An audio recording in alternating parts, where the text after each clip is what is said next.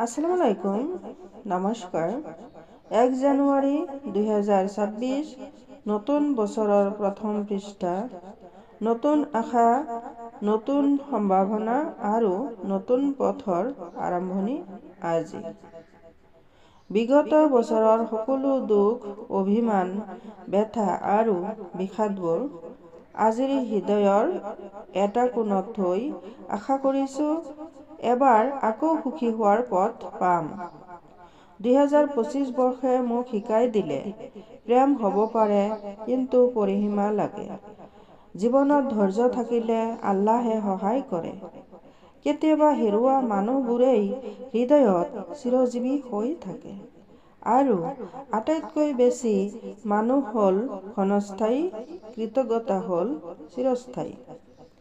আজিৰ পৰা শপত লওঁ, নিজৰ ওপৰত বিশ্বাস ৰাখিম, আৰ্শী নহ'লেও সহানুভূতিৰ মানুহ হ'ম।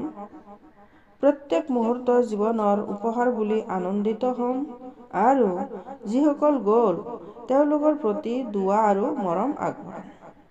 নতুন বছৰত এই কামনাই, আল্লাহ যেন আমাৰ ভুলবোৰৰ ক্ষমা কৰি এই বছৰত শান্তি, আৰোগ্য আৰু সফলতা দিয়ে।